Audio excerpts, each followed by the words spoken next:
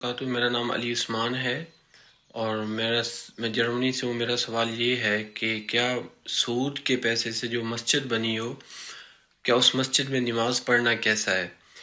اور دوسرا، یا کسی کے گھر میں ہم مہمان جاتے ہیں تو بعض دفعہ پتہ چلتا ہے کہ وہ گھر انہوں نے سود سے لیا ہوا ہے، تو ادھر اگر نماز ادھر بھی کیا حکم ہوگا؟ اچھا سوال ہے، اور اچھا میرا سوال ہے۔ دوسرا سوال یہ ہے کہ اہل تشیع لڑکی سے کیا میں نکاح کر سکتا ہوں؟ اچھا چلو اور ٹھیک یہ ہے۔ میرا سوال اہل سنت والجماعت دیوبند سے۔ او نائس، پہلے میں مفتی حنیف کرشی صاحب سے پوچھتا ہوں، سود کے پیسے سے مسجد بن سکتی ہے، اس میں نماز ہو سکتی دیکھیں، اس میں غالباً کیا یقیناً کسی مسلمان کی کوئی دوسری رائے نہیں ہے کہ حرام کے مال سے مسجد کو تعمیر کیا ہی نہیں جا ہو؟ سکتا۔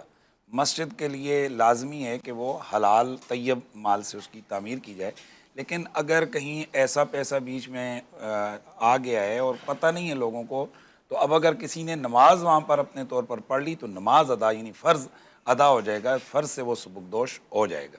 ٹھیک ہے، اور ایسے کسی کے گھر چلے جاتے ہیں، پتہ ہے کہ سود سے یہ کماتے ہیں، نماز ادا ہو جائے گی، نماز ہو جائے گی۔ لیکن سودی سے بندہ دور ہی رہے تو بہتر ہے۔ بہت اچھے۔ مفتی فضل سبحان صاحب انہوں نے جو پوچھا ہے کہ ان کا نکاح کا ارادہ ہے کسی غیر اہل سنت سے، تو ہو جائے گی؟ دیکھیں، بنیادی طور پہ جب آدمی کسی سے شادی کرتا ہے نا، تو اس میں ایک چیز تو یہ دیکھتا ہے کہ مال کے اعتبار سے، حسب کے اعتبار سے، دینداری کے اعتبار سے اور خوبصورتی کے اعتبار سے، اگر کوئی لڑکی بہت زیادہ بیمار اور کریٹیکل کنڈیشن میں ہو جسمانی طور پہ، تو کوئی اس سے شادی کرے گا؟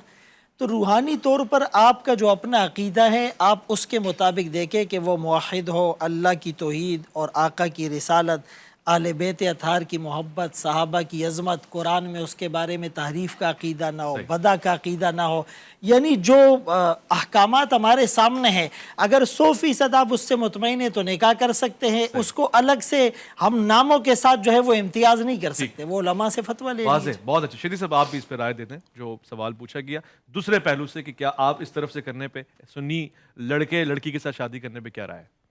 بسم اللہ الرحمن الرحیم۔